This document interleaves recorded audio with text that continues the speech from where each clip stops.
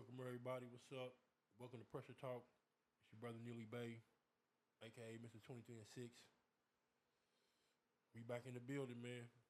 We ready to get this in. So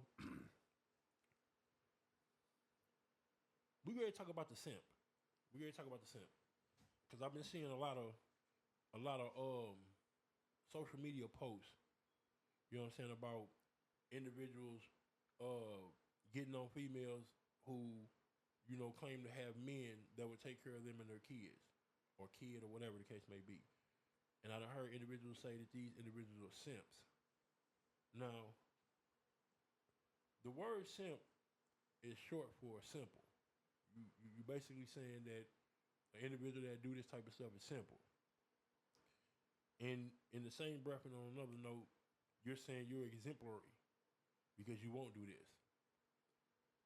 But I want to examine this, bro, because I'm a scientist. That's what we do. I'm a Moorish American Muslim. I'm a back. That's what we do. Point in the body.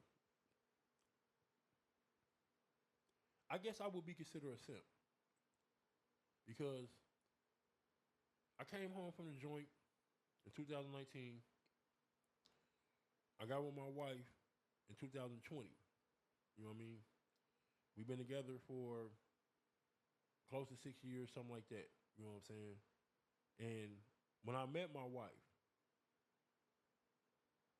this woman, you know what I'm saying, was not like, most women that or any woman I've ever met, any female. But she did something that, I seen as very unique in a woman, a female. My wife came after me. You know what I mean? That's how we met. She came after me. So when this woman, for the first time, walked through the door, you know what I'm saying, to press the flesh with me, she put all her cards on the table. Out the gate. So I had, a full awareness of what I was going to walk into, to a degree. But to the degree of the things I didn't know, I spent years contemplating this. Because I understood when I came home, given my age, that if I actually wanted to have a fulfilling life, I would have to have a wife. And 9 times out of 10, because of the social conditions out here, my wife is going to already have kids. So that had to be a given. So being a scientist, being in an institution, I had to develop plans. Cons, pros, everything. And in doing so, I began to do something that most of you so-called exemplary men would never do. I took on a task that my grandfather took on, my mother's father, which was understanding that I'm going to have to raise somebody else's children. Now, here's the thing that you fuck niggas don't understand. When a man can come into a situation and breathe life into that situation where other men couldn't, ain't nothing simple about that, my guy. Nothing at all. In fact, I would think that the title of exemplar would be given to that man. Not to discredit the brothers that's taking care of their kids. But at the end of the day, let's face it, most of you motherfuckers is fuck niggas. Y'all only use these situations with these females to get attention, to keep control over them. That's what y'all do. But then you want to get mad when the female do the same thing. She do the same thing. But she used the child as a weapon. You don't have that. Like I said, it's just interesting how individuals who have never really had no struggle outside of emotional what's the word I'm looking for? Receiving an emotional no, for lack of a better term. That's all y'all never went through. A lot of this street shit y'all going through, man, that shit ain't nothing. That ain't, man, come on, bro. When are y'all gonna learn how to be men? I'm OG. I don't give a fuck who believe or accept or whatever. I put in my work, bro. Did my time. Did the things necessary to come out of that situation a man with the majority of my mental faculties intact. See, I could never, ever give credence to a weak-minded individual when I was in the institution for 23 years, no commercial breaks. Fuck is you talking about? I don't care what y'all think, how y'all see, what y'all feel about anything y'all heard. Y'all don't know shit about life until you've been put into an institution. This real talk. And I was one of a few individuals that went in there and decided to say, I'm going to come out here and live my life. Because the overwhelming majority is inebriated with the penitentiary. They don't mind going in there and coming back. I seen it over the years. Couldn't understand it. Let me get my chance to go home. I'm never coming back to this motherfucker. But as time went on, I began to understand. You know what I'm saying? It's too hard for ones out here. But now I don't get it though, because I'm actually out here. And it's not. It's not, man. It's not. You know what I'm saying? Any individual that is a man that can think, man, you can win out here. I used to tell brothers in the penitentiary, man, watching it from in there, on the body. They out there giving the money away by the hundreds of thousands. And y'all out here struggling? You want to come back in here with the hard legs where you can't touch the females? Especially if you ain't got no mouthpiece. I mean, I'm just saying, man, like, how dare individuals who ain't never, you ain't never seen a man lose his sanity. You ain't never been in a room and had to listen to silence because an individual killed themselves. You ain't never been in a situation where everybody, over 500 people, can't move because the state decided they finna kill somebody. So they lock everybody down. Do you understand the stressful, straining faculties that we would have to go through or that we went through? Everybody in the penitentiary knew that they was gonna kill somebody. We just gotta sit still in the cell and watch BET or AMC for the Europeans. But you want to try to tell me that I'm a simp because I decided to actually live life. See, the difference between me and you fuck niggas is I'm not out here looking for a partner. I came out here looking for a companion. And I found one. There's a difference. But y'all will never know that. Because y'all too into y'all dick. That's all y'all give a fuck about. Is it the female satisfying your dick? That's it. You ain't learning nothing. You can't teach her nothing. You can't show her nothing. You can't elevate her. But you want to know what she can bring to the table. What do you bring to the table? I know my value. I know my worth. So an individual will never be able to say I'm a simp or simple. You can probably call me a square because I stand on that. L7 all day. You see them points? Stand on that demonstration. I walk that straight line. For those who got eyes, they can see, and ears, they can hear. Yeah, all that. I told y'all, man, I'm on that, bro. I'm on that. Naptown, stand up, man. I'm out here right now. You know what I'm saying? I'm finna start the Naptown Chronicles. I got a few more things I need to put together for it, but I'm gonna start on 10th Street. You know what I'm saying? I got a few people I've been having my eye on. I want to try to interview. I'm gonna see if I can get some, some real life, out of the world. Cause I'm really tired of this celebrity shit, and we doing too much struggling out here. You know what I'm saying? Like, there's a female. You know what I'm saying? That's a lady of the night, young female. She probably in her mid to late 20s, possibly. And I used to see her all the time walking up and down the street. And one day I was in the gas station. She came in there and she asked me for $1. And when I looked at her, she had a whole Fetty Wap situation going on over here. And I'm like, damn, the fuck? You know what I mean? And me being, who I am, I'm like, damn, man, I wonder what's her story.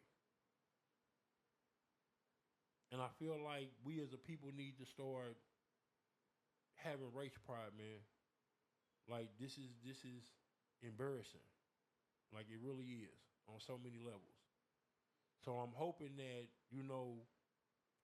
this process will garner enough empathy, you know what I'm saying, from us as a people to where we start being willing to examine ourselves as a body without emotions. Because I know how it is, we people get to pointing the finger or scoring at us, and we automatically get defensive. But how is it that you can pay an individual, a counselor or a psychologist or whatever, to do the same thing? Because all they doing is allowing you to say what you're going to say, and they are giving you collegiate criticism. You know what I'm saying? They're telling you, okay, yeah, this is your character, it's a bad character, and this is what you need to do to stop it. So if your intent was to go and get an understanding, what's wrong with somebody who don't even know you or somebody who knows you giving their opinion of your situation? Instead of, using that and thinking it's an attack and then immediately start judging their situation, you could listen with patience. And when you listen with patience, you hear with instructions. That's what we need to do. But I feel like I did a lot while I was in there to come out here and give it to my people due to the fact that I was a child and I did not know that the world was what it was when I went in there. And I respected the OGs. My mama raised me to be that way. I respected the OGs in there and out here. So to come home to a group of males that try to push a narrative that OGs don't matter. Okay, I hear you. But see, the thing about that is life doesn't agree with you. It's always been this way. Even nature dictates it this way. A young lion could never be a true lion without learning from the males. That's just what it is. That experience gives them an opportunity to advance themselves. But y'all never see it that way. Because y'all think y'all know something. Y'all think because y'all got a head and a mouth, y'all can just talk. And ain't nothing wrong with that. Ain't nothing wrong with that. But it becomes an issue when you open your mouth and you in error. And when an individual attempts to correct you, you attempt to use a person's tone or a look or a gesture as negative and let the whole measure go out the window because now you in attack mode. Like, man, make it make sense to me, bro. And it's crazy, man. That I'm putting this out here, bro, because I really could have came out here, man, in this world and got on some fuck shit. I went in there and made the connections. There's brothers out here who know me, bro, that wouldn't mind saying, okay, I want to see Nilly Bay up, and I'm finna tear it down. But I had the opportunity to see what comes with that. See, I was able to crawl up out of the grave, unlike some. I'm able to dust that dirt off with me and say, hey, look, this is what happened. This is what's on the other side. Yeah, I was fucked up when I went in there. Even though circumstances and conditions beyond my control played a major role in me making the decision that I made, but nevertheless, it is what it is. I made the decision. But to be put in a situation of where I decide to come home and demonstrate love to the world. And when I mean the world, I mean my family and anybody that comes in contact with me. Anybody that's watching this, that know me, they'll tell you for the most part, when you're around me, it's going to be laughter. We're going to talk about something knowledgeable. We're going to joke. We're going to kick it. We're going to smoke. We're going to do all that. Ain't nobody going to ever be able to say every time I came around, it was a negative situation where I was always on some negative shit. Never. But it's intriguing to find out that when you decide to demonstrate love, like true love, people hate you for it. Like, they hate you for it. And right now, I'm going through a situation where I can understand how Jesus felt when he went and tried to give the people, you know what I'm saying, an energy. And they resisted it, and he had to knock the dust off his sandals and keep it pushing. I remember, I think I can identify with that now.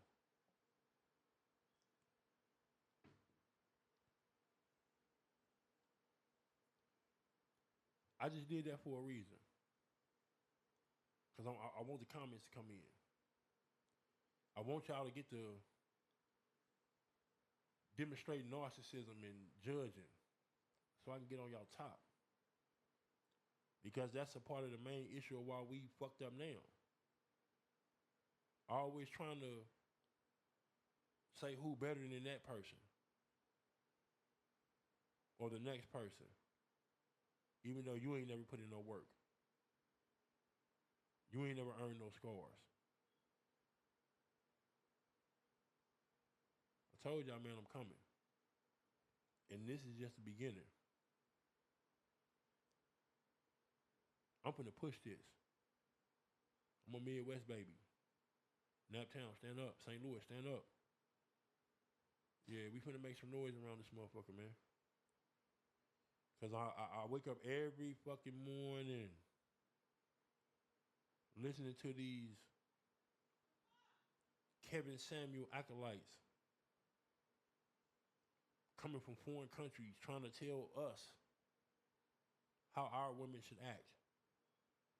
Who the fuck are you cats to tell somebody they got a place in 2024? Do you not understand if a woman has a place, partner, you got a place.